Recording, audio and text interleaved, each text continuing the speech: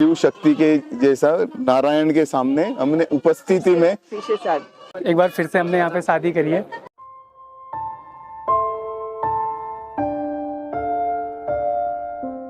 न्यूति कले जोला कुमारी न्यूति कले स्वगवंती नारी न्यूति कले हलदा बोटाली न्यूति कले फटिंग खाली न्यूति कले खरू की गंजाली न्यूति कले बरम जोरी से फटिंगा वखाली या पूजा लगोला फटिंगा वखाली हलादी कुटोला घोड़ा को द्योड़ा हलादी के बान घोड़ा का द्योड़ा हलादी के बान।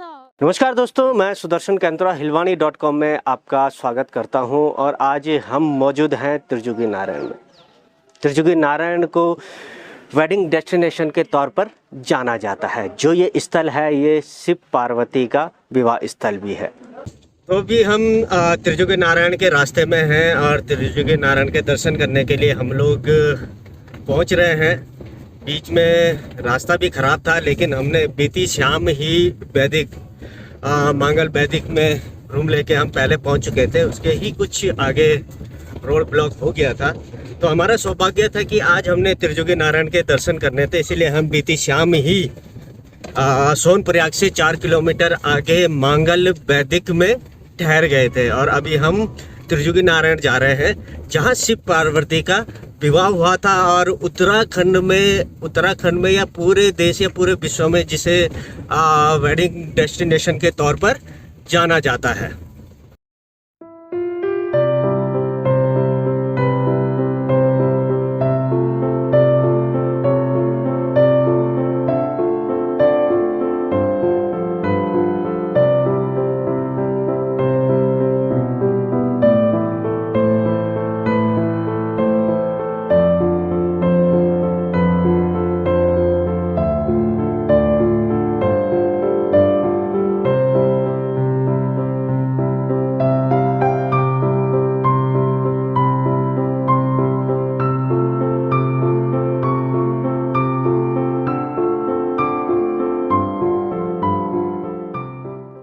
शांताकारं भुजगशयनं पद्मनाभं सुरेशं विश्वाधारं गगनसदृशं मेघवर्णं शुभांगं लक्ष्मीकांतं कमलनयनं योगविरध्यानगम्यं वंदे विष्णुं भवभयहरं सर्वलोकैकनाथं। बोले त्रिजुगी नारायण भगवान की जय। इस स्थान का नाम त्रियुगी नारायण है। आपने सुना होगा, जो सती थी पहले दक्ष प्रजापति की पुत्री, वो हरिद्वार के पास कनखल में 2 अपमानों के कारण भस्म हुई। दक्ष प्रजापति की पुत्री सती दोबारा जन्म लिया तो पर्वतराज हिमालय की पुत्री पार्वती। त्रेता युग में विष्णु साक्षी करके शंकर और माता पार्वती की यहाँ पे शादी हुई है। तो त्रेता युग, द्वापर युग, कलयुग, 3 युग से निवास करने वाले त्रियुगी नारायण यहाँ का नाम है। दूसरी कहानी में चलते हैं तो जो राजा बलि थे, राक्षस राज दैत्यराज राजा बलि, जब वो 99 कर चुके 100 यज्ञ करके इंद्रासन को जीतना चाहते थे, तो पीछे यज्ञ नामक पर्वत है, यहाँ पर कश्यप और आदित्य का आश्रम था। उन्होंने हजारों वर्ष तक भगवान विष्णु की आराधना की। भगवान विष्णु ने अदिति माता के गर्भ से 52 अंगुल का रूप धारण किया। 52 भगवान का जन्म, जो 24 अवतार है उसमें 52 अवतार जो है वो यहाँ पर हुआ है। उन्होंने राजा बलि से 3 पैर रखने के लिए पृथ्वी मांगी। 52 भगवान ने राजा बलि से 3 पैर रखने के लिए पृथ्वी मांगी। पहले पैर से पृथ्वी को ढका, दूसरे पैर से आकाश को ढका और तीसरे पैर से राजा बलि को पाताल लोक का अभय राज्य दिया। तो तीनों लोगों को जीतने वाले त्रियुगी नारायण। इस मंदिर परिसर में 4 कुंड हैं। ब्रह्म कुंड, रुद्र कुंड में आत्मशुद्धि स्नान होते हैं। तीसरा विष्णु कुंड है, उसमें 3 बार जल पीते हैं। उस जल को पीने से पेट के समस्त रोगों का नाश होता है, कैंसर जैसी बीमारी खत्म होती है शास्त्र के अनुसार। चौथा सरस्वती कुंड है, उसमें पितरों के लिए तर्पण होते हैं। तर्पण वही लोग करते हैं जिनके माता पिता स्वर्गीय हो गए, उनकी आत्मा की शांति के लिए ज्योतिर्जल जल से तर्पण त्रिजुगी नारायण में और पिंडदान बद्रीनारायण में। फिर धर्मशिला है, जहाँ पे राजा हिमांचल ने अपनी बेटी पार्वती का कन्यादान कर शंकर जी को दिया। वहाँ पे अपने घर में सुख शांति के लिए श्री सूक्त और पुरुष सूक्त से पूजन होता है, रुद्राभिषेक इत्यादि भी होता है। पूजन होने के उपरांत भगवान के दर्शन है। त्रियुगी नारायण, लक्ष्मी, सरस्वती, क्षेत्रपाल, कुबेर, बद्री नारायण, रामचंद्र जी की दर्शन है। भगवान के चरणों में 108 शालिग्राम है। बड़ी मूर्ति भगवान सत्यनारायण जी की है, अखंड दीपक है। मंदिर परिसर में बाहर आएंगे, सभा मंडप है, यहाँ पे अखंड धुनी है, त्रेता युग से जल रही है। वहीं पे राजा हिमांचल ने अपनी बेटी पार्वती का विष्णु साक्षी करके सप्तपदी फेरे करवाए थे। यहाँ का मुख्य प्रसादी वो धुनी का भस्म है, जिसको आपको पुरोहित लोग जो है पैकेट बना के देते हैं। उस धुनी को घर में रखने से छल, छिद्र, भूत प्रेत, जादू टोना इत्यादि नहीं आता है। तो बोलिए त्रिजुगी नारायण भगवान की जय। ये पहला ब्रह्म कुंड है, ये ब्रह्मा जी की शक्ति से उत्पन्न है। इस कुंड में स्नान होता है। पहला ये ब्रह्म कुंड है, इसमें स्नान की महत्ता है। उसके उपरांत ये दूसरा यहाँ पे रुद्र कुंड है, इसमें भी स्नान का महात्म्य है। ब्रह्म कुंड और रुद्र कुंड में आत्मशुद्धि हेतु जो है स्नान होता है। जो लोग स्नान करके आगे हाथ पैर धो करके पंच स्नानी करते हैं, छींटा ले लेते हैं, तो वो भी स्नानी में आता है। तीसरा हम देखेंगे तो ये भगवान विष्णु का कुंड है, विष्णु कुंड। इस कुंड का जल पीने से पेट के समस्त रोगों का नाश होता है, कैंसर जैसी बीमारी खत्म होती है शास्त्र के अनुसार। आगे हम चलेंगे तो ये चौथा सरस्वती कुंड है। इसमें पितरों के लिए तर्पण होते हैं। तर्पण वही लोग करते हैं जिसके माता पिता स्वर्गीय हो गए। ये भगवान शंकर और मां पार्वती का सौभाग्य मूर्ति है। फिर आएंगे तो ये धर्मशिला है। यहीं पे राजा हिमांचल ने अपनी बेटी पार्वती का कन्यादान करके भगवान शंकर को दिया था। कहते हैं कि उस समय राजा लोगों ने 1.25 लाख मोर मोतियों का दान किया था, 1.25 लाख गायों का दान किया था। तो इस जमाने में मोर मोती है अन्न, जिससे प्राणों की रक्षा होती है। तो इस जमाने में अन्नदान का महात्म्य है, पूजन होता है। यहाँ पे कुछ लोग शादी वगैरह होने के उपरांत ये गाय बांधने का किला है, गोदान करते हैं, तो ये गाय बांधने का भी किला है। गोदान का भी महात्म्य है। अन्नदान, फलदान, वस्त्रदान और गोदान। मैं आपको बता रहा था कि 2 शादियां हैं, तो वो मंडप भी आप देख सकते हैं। अभी तैयारियां चल रही हैं।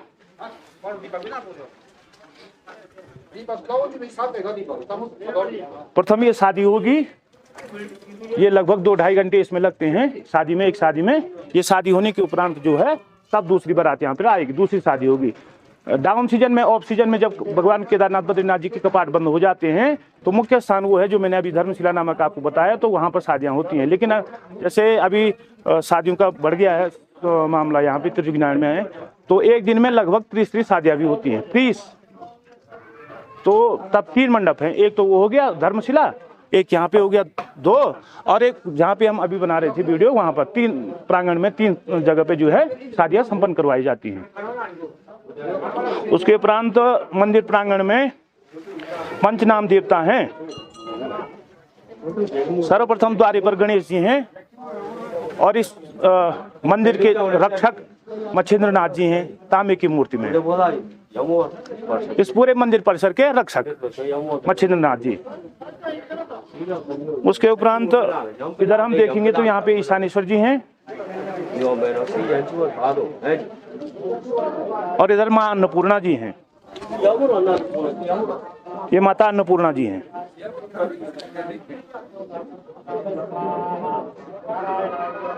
उसके उपरांत आगे आएंगे तो यहाँ पे भगवान शंकर जी हैं,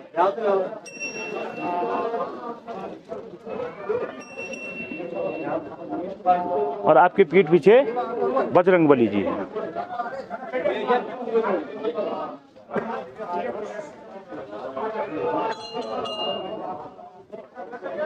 तो बोले त्रिजुगी नारायण भगवान की जय। यहाँ पर चूंकि शंकर और माँ पार्वती की शादी हुई है, तो अनेक लोगों की शादियां यहाँ पर हो चुके हैं। छोटे से छोटे, बड़े से बड़े लोगों की, मध्यम वर्ग के लोगों की, सभी की शादियां होती हैं हिंदू वैदिक रीति रिवाज के अनुसार। जो हमारी परंपरा है, वैदिक परंपरा है, उसके अनुसार ही यहाँ पर शादियां होती है। शादी के बारे में आपको थोड़ा बताना चाहूंगा कि सबसे पहले दोनों लड़की और लड़के के माता पिता की सहमति होना आवश्यक है। शादी के दिन लड़की के माता पिता और लड़के के माता पिता को आना अनिवार्य है, जो कन्यादान भी करेंगे और साक्षी भी रहेंगे। तो सबसे पहले शादी का ऐसा है कि यहाँ पर हमारा पुरोहित समाज का कार्यालय है सामने, वहाँ पे आकर के लड़की और लड़के का आधार कार्ड लेकर के उनका पंजीकरण होता है। पंजीकरण होने के बाद तिथि निर्धारित होगी। उनकी अगर तिथि ला रखी तो ठीक है, नहीं तो यहाँ पर पंचांग के अनुसार, पंचांग की गणना के अनुसार शादी का मुहूर्त निकाल करके उन दिन दिया जाएगा।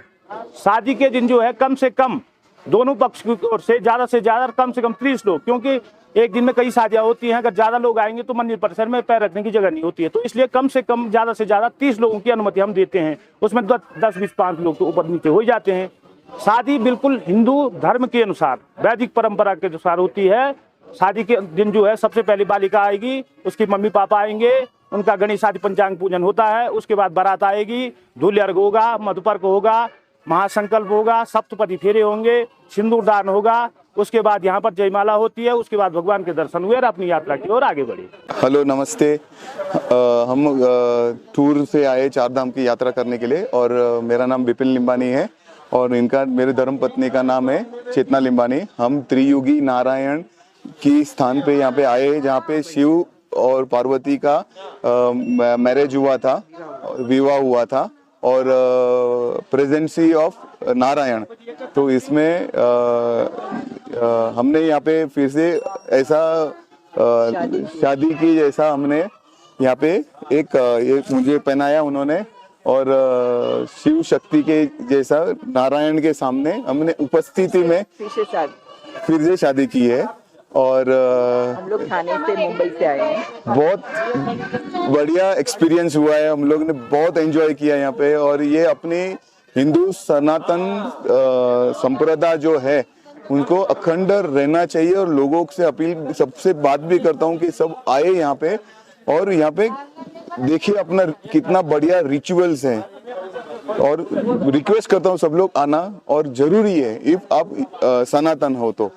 और हमने इस मंदिर के बारे में काफ़ी सुना था, त्रिजुगी नारायण मंदिर है, तो हमारा सपना था वैसे हम दोनों का, तो इसीलिए हम आज यहाँ पर आए और एक बार फिर से हमने यहाँ पे शादी करी है। काफ़ी अच्छा लगा और मंदिर भी बहुत प्यारा है। आप जरूर यहाँ पे आइए और एक बार फिर से यहाँ पे शादी जरूर करिए, आपको बहुत अच्छा लगेगा। ये स्वर्गानी बादुली बादुलिनी मेघ कखबई आया माता स्याला ताता बुना कखबई आया माता स्याला ताता बुना ये गोरा कुंवरी नाई गे दोई गे गोरा कुंवरी नाई गे दोई गे पैरा लाटी डब्यूना की गोणी पैरा लाटी डोन्यों की कपड़ी पैरा गोरा सिरा मोरियाना तो पैरा गोरा सुआ पंखी साड़ी। आपका नाम भैया जी? सुदर्शन सिंह कैंतुरा। अभी हम त्रिजुगी नारायण में हैं और जो हमारे यहाँ के तीर्थ पुरोहित हैं उनके द्वारा जो पातड़े बनाए जाते हैं कि रिकॉर्ड रखा जाता है अपने जजमानों का, तो मैंने भी अपना रिकॉर्ड या गुरुजी के आदेश अनुसार हम भी अपना रिकॉर्ड यहाँ पे रखवा रहे हैं। पुत्र श्री स्वर्गीय सुरेंद्र सिंह कैंतुरा और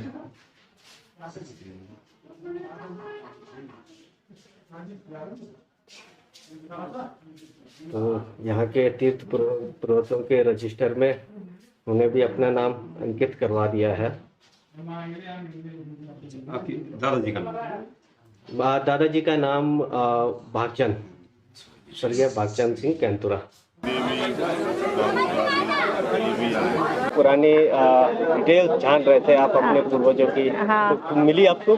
मिली और देख के इतनी खुशी हुई कि मन करा कि हाँ एक जगह है, आना चाहिए यहाँ पे। और अपने पूर्व के आए तो हमें भी यहाँ पे आके और उनको देख के खुश है। 65 साल पहले की रिकॉर्ड मिलना एक आज के उस कलयुग में मायने रखता है, देख के बहुत खुशी लगती है। और मैं कहती हूँ आगे भी हमारे बच्चे आए उनको देखें करें तो हमें भी बहुत अच्छा लगता है। कैसा लगा आपको मंदिर सहित यहाँ के जो प्राकृतिक सौंदर्य मुझे बहुत अच्छा लगा और जो ऐसा लग रहा है कि आज भी मुझे वही भगवान ने किया था वही नज़ारा नजर आ रहा है। तो ये जो त्रिजुगी नारायण गांव है बहुत ही खूबसूरत गांव है। धार्मिक दृष्टिकोण से तो ये काफ़ी बड़ा है ही, साथ ही प्राकृतिक सौंदर्य के लिए भी हमारे पूरे देश सहित विश्वविख्यात है। अगर यहाँ पे कोई पर्यटक या तीर्थयात्री आते हैं तो यहाँ पे रहने खाने की पूर्ण व्यवस्थाएं हैं। यहाँ पे जो है सबसे पहले तो ये पर्यटन आवास वालों का गढ़वाल मंडल विकास निगम जीएन की बढ़िया व्यवस्था है। उसके बाद यहाँ पे छोटे मोटे प्राइवेट लॉज भी अच्छी व्यवस्था है। यहाँ पे सारी श्रेणी के जो है होटल लॉज है, कोई निम्न स्तर का है, कोई मीडियम है, कोई जो है अच्छी सुविधा से लैस है। तो दोस्तों, जो पूर्व में हमारे बुजुर्ग या पूर्वज जो यात्रा करते थे वो पैदल यात्रा करते थे, लेकिन आज सुविधाओं के साथ लोग सड़क मार्ग से यात्रा करते हैं। तो मेरे पीछे एक बोर्ड लगा हुआ है जिस पे कि पूरा मार्किंग कर रखी है कि किस तरह से हमारे पूर्वज यात्रा करते। जब गंगोत्री से हम लोग निकलते थे तो आगे भैरव घाटी होते हुए लंका, हरसिल, झाला, सुकी टॉप, फिर गंगनानी, भटवाड़ी होते हुए बेलक पहुंचते थे, फिर बोडा केदार, फिर गुत्तू, फिर पवाली होते हुए कनखलिया, खाल, मंगू, फिर पहुंचते थे त्रिजुगी नारायण। यहाँ से जो हमारे पूर्वज थे वो यात्रा करते हुए सोनप्रयाग होते हुए केदारनाथ पहुंचते थे। तो जो यहाँ के लोगों का जो मुख्य मकसद है, एक तो इस ट्रैक को दोबारा शुरू करना है और साथ ही इसी ट्रैक से सड़क मार्ग चाहते हैं जो गुत्तू तक कनेक्ट हो जाए। तो ये पहले ज़माने के लोग जब यात्रा करते थे तो ये उत्तराखंड की 4 धाम है, तो इसके परिक्रमा के साथ यात्रा होती थी। गंगोत्री, यमुनोत्री और नाइट हॉल्ट था त्रिजुगी नारायण, और यहाँ से केदारनाथ होते हुए और बद्रीनाथ के लिए और वापस हरिद्वार में मिलान होता था। तो ये परिक्रमा के साथ उत्तराखंड की यात्राएं होती थी।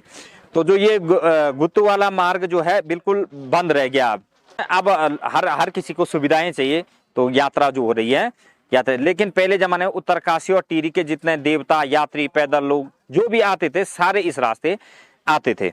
लेकिन जो ये पवाली गुत्तू मार्ग है तो ये त्रिजुगी नारायण में टैप करता है, तो यहाँ से सुगम यात्रा होती है। तो ये रास्ता जो है गाड़ी के तौर से जैसे रोड कट जाए तो ये बिल्कुल हमारे विकास के लिए हो गए, यही विकास हो जाएगा इस गांव का। तो यहाँ से आप गुत्तू तक रोड अगर बन जाए तो यहाँ पे और बहुत सुविधाएं हो जाएंगी, बहुत सुविधाएं हो जाएंगी, क्योंकि वो दुर्गम क्षेत्र माना गया। पहले हमारे लिए सुगम था, अब जब गाड़ी नहीं है तो दुर्गम हो गया।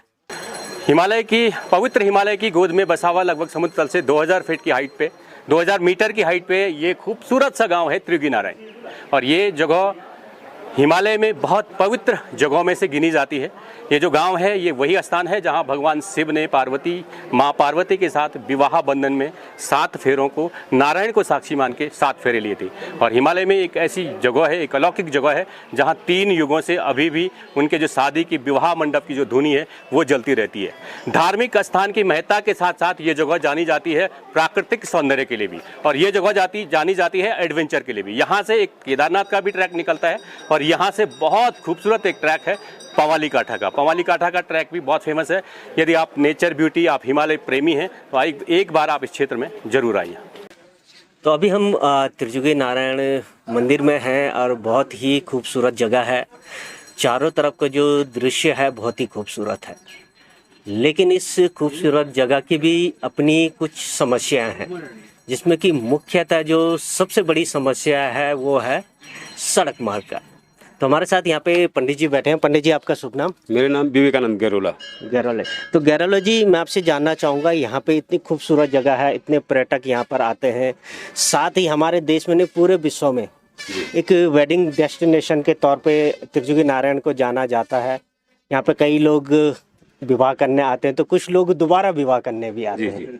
तो ये जो रोड की समस्या, यहाँ जो श्रद्धालुओं को या जो विवाह करना आते हैं उन्हें क्या क्या समस्याएं का सामना करना पड़ता है? समस्या सबसे बड़ी समस्या तो ये है कि एक तो लोग बड़ी अपने मन में ये इच्छा रहती है कि हम त्रिनारायण में जाएं, वहाँ पूजा पाठ करें, शादी करें, लेकिन सबसे बड़ी समस्या होती है कि सड़क की समस्या यहाँ पे ये है कि जैसे हम सोनप्रयाग से ऊपर चढ़ाई शुरू करते हैं तो रास्ता शुरू से यार लास्ट तक जो है पूरा बुरी तरह से क्षतिग्रस्त है। सबसे बड़ी समस्या यहाँ पे सरकार का जो विभाग है, विभाग की लापरवाही के कारण ही हमारी इस सड़क की जो है स्थिति ऐसी हो रखी है। अभी जो है यहाँ पे जो है ठेकेदार का जो काम चल रहा है, पिछले साल तक रोड की स्थिति कुछ ठीक थी, मैंने कम से कम 20% रोड करीब ठीक थी, लेकिन इस बार जो है ठेकेदार की वजह से उसने जगह जो है काम तो किया नहीं उसने, लेकिन जगह खुदाई करके जो रोड को जो बद से बदतर बना दिया है। इससे जो है आने वाले श्रद्धालुओं को जो है बड़ी समस्याओं का सामना करना पड़ रहा है। जिससे कई बार तो यहाँ से जो है लोग गाड़ियाँ तो लेके तो यहाँ आते हैं, लेकिन उनको जो है यहाँ से जो है ट्यूशन करके ले जाना पड़ता है। तो इससे जो है यहाँ की जो स्थिति है, यहाँ का जो पांडित्य का कार्यक्रम है उसमें बहुत प्रभाव पड़ रहा है। लेकिन कई लोग आते हैं कि यहाँ में शादी करनी है या पूजा पाठ करना है कि, लेकिन रोड की वजह से जो है वो यहाँ आ नहीं पाते हैं। हाँ, क्योंकि कल शाम को जब हम केदारनाथ से जब सोनप्रयाग पहुँचे तो सोनप्रयाग से हम आगे बढ़े कि त्रिजुगी नारायण हमें आज यहाँ पहुँचना था। तो कल हम भी आए तो हमें भी काफ़ी सारी समस्या, हमारी गाड़ी भी वहाँ पे बीच रास्ते में फंस गई थी। फिर लोगों के माध्यम से हमने धक्का दिला के आगे गाड़ी निकाली। और ये पूरे मार्ग पे मैं देख रहा हूँ कि जो हमारे गाढ़ गधेरे जो पहाड़ों में होते हैं वहाँ पे काफ़ी समस्या, काफ़ी बड़े बड़े पत्थर रोड पे हैं, कई लोग नहीं पहुँच पाते। और इस तरह के जब वीडियो सामने फॉरवर्ड होते हैं तो कई लोग डर के भी नहीं पहुँचते। इसके साथ साथ सर यहाँ पे और कुछ समस्या होती है? समस्याएं तो सर ये है कि कई प्रकार की समस्याएं हैं, जैसे स्वास्थ्य की समस्याएं हैं। अभी हमारे यहाँ शिक्षा की समस्या, शिक्षा की वैसे इंटर कॉलेज तक यहाँ विद्यालय है, लेकिन वहाँ भी जो अध्यापकों की माने कमी है। अभी जो है हमारे यहाँ से जो है लगभग 7 अध्यापकों का ट्रांसफ़र हुआ, लेकिन उनकी जगह यहाँ पे जो है सिर्फ 1 अध्यापक आए, बाकी जो है अभी 3 अतिथि शिक्षक यहाँ पे सरकार ने भेजे हैं, जिससे कि अब लोग जो है कई एक बार तो ये हो गया था कि यहाँ से बच्चों को जो है दूसरे विद्यालयों में शिफ्ट किया जाए, ये समस्या है। फिर यहाँ पे जो है मैंने स्वास्थ्य हो गया, शिक्षा हो गया और गांव की जो मूलभूत समस्याएं हैं, तो उस तरफ भी जो है मैंने सरकार का कोई ध्यान नहीं है। आते हैं लेकिन आए बस अपने हवाई वादे किए और चले गए। अभी जो है चुनाव आने वाला है, आएंगे लोग बड़े बड़े वादा, यहाँ पे उपचुनाव भी उपचुनाव है। हाँ, तो अभी आएंगे बड़े बड़े वादा करके चले जाएंगे। उपचुनाव का रुझान क्या है इस बार यहाँ की जनता अभी का? तो कुछ नहीं है, अभी तो नहीं लग रहा है, नॉर्मल है जैसे हमेशा होता रहता है, क्योंकि लोग भी समझ गए कि हम चाहे कि इनके पीछे कितना भागे, लेकिन जो है होने वाला कुछ नहीं है। अभी यहाँ पे स्वास्थ्य की भी व्यवस्था थी, सरकार ने यहाँ पे जो है एक मिनी हॉस्पिटल बने, एनएम सेंटर, हाँ, उसका यहाँ पे जो है उसके लिए करीब 74 लाख कुछ रुपया स्वीकृत किया, लेकिन अब देखो कब होता है, जब क्या तक धरातल पे ना उतरे तो काम नहीं हुआ। क्योंकि वादे तो जिस तरह के सभी जनता का, हर जगह की जनता का कहना है, वादे तो हर जगह होते हैं, लेकिन वो धरातल पर कब उतरे उसका किसी को अभी पता नहीं है। साथ ही आपको बता दूं कि जो त्रिजुगी नारायण है, हमारी सरकार है इसे टूरिस्ट डेस्टिनेशन के साथ साथ वेडिंग डेस्टिनेशन के तौर पे डेवलप करना चाहती है। हमारे पर्यटन मंत्री लगातार इस पे बयानबाजी भी करते रहते हैं कि यहाँ पे हम इस तरह का डेवलपमेंट करेंगे, ऐसे वेडिंग डेस्टिनेशन के तौर पे इसे डेवलप करेंगे। लेकिन ये पहले से ही यहाँ पर वेडिंग डेस्टिनेशन के तौर पे डेवलप है, लेकिन हमारी सरकार को ये देखना बहुत ज़रूरी है कि यहाँ सुविधाएं क्या है, लोग आसानी से यहाँ पहुँच सकें, रोड यहाँ की बढ़िया हो, और जो भी श्रद्धालु आएँ यहाँ आके तो उनका मन शांत हो ही जाता है, लेकिन सड़क मार्ग से चलते हुए भी वो शांति से आगे गुजरे। तो बड़े जी खेती बाड़ी का क्या? खेती बाड़ी अब काफ़ी वन छे पहले, पर अब जो है खेती बाड़ी पर कोई को ध्यान नहीं। पहले यह जो भी वन छा, गेहूँ वन छा, सटी वन छो, कोदो वन है, जंगोर वन है, आलू वन है, छेमी वन है। तो अब खेती करना तो कोई भी लोग राजी है। पशुपालन, हाँ, गाय छन, भैंस छन, पहले वाला लोग बकर भेड़ बाखरा छा, अब सब त्याग लिए। आपको खेती बाड़ी पशुपालन ज़्यादा नहीं करना? न, कम छा, कम बस कम कर लिए। अच्छा, और या जो यात्री उन्होंने तो कथा आप बिजनेस या ठीक चल दो लोग ना थोड़ा बहुत अगर कह के अगर साइड बिजनेस नहीं बोलना तो ये से धंधा से काम पूरा नहीं चलता। बड़ी समस्या क्या चाहिए? सबसे बड़ी समस्या रोडेज। अब सरकार है तो पूरे 5 दिन यहाँ छन, पर ठेकेदार और विधायक लोग सब मिले जुले था, पता नहीं क्या चीज कम चाहिए। देख आप यह रोड में आएंगे देख ला अपन तो ये सब चीज जो चीज ठप चीज क्या। अच्छा, अब आप क्षेत्र में उपचुनाव होने वाले हैं, हाँ, तो क्या जो लोग सोचे? अब ये मैं कुछ नहीं बता सकता साहब हम कि भाई समाधि बच्चा मोड़ी दर आप वोट से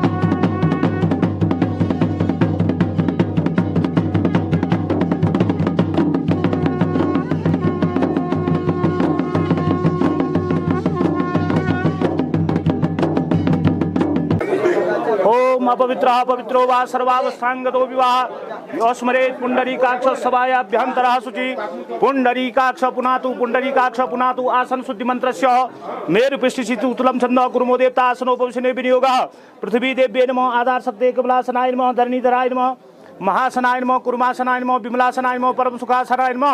हाथ जोड़ा जरा सब थोड़ा पुष्प ले लिया हाथ पर, थोड़ा पृथ्वी तन नमस्कार करा। पृथ्वी तो यादृता लोका देवी त्वं विश्वनाथा त्वं धारे माम देवी पवित्रम कुचासनम भो पृथ्वी देव्ये नमः या गच्छो या तिष्ठो या जीवो या प्राणो यावत् पूजां करिष्यामि तावत् त्वं सशिरावरदो भवः। पृथ्वी देव्ये नमः। पृथ्वी में छोड़ दिया है।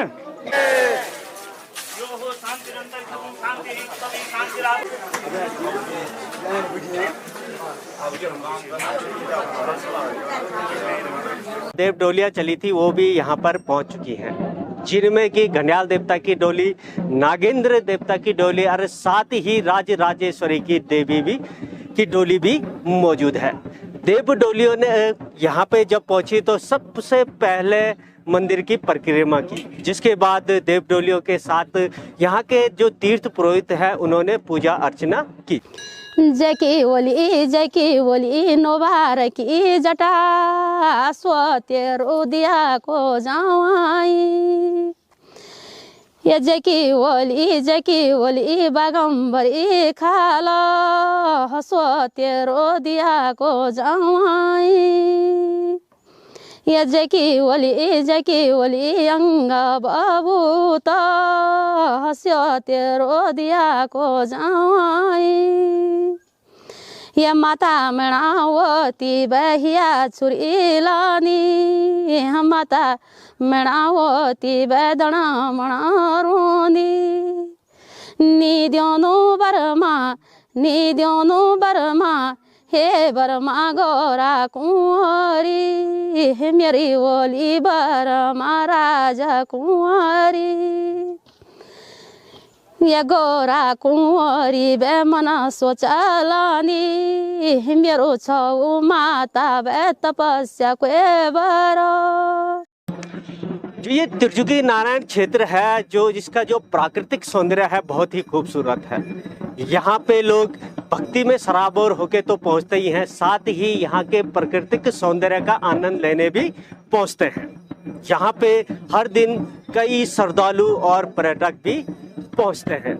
ये वो जगह है, ये जब पैदल चार धाम यात्रा चलती थी उसका भी एक मुख्य पड़ाव हुआ करता था, जिसका मैं इससे पहले जिक्र कर चुका हूँ। साथ ही यहाँ से इस समय अब देव डोलियाँ आगे बढ़ रही हैं और साथ ही हम भी इजाज़त चाहेंगे यहाँ से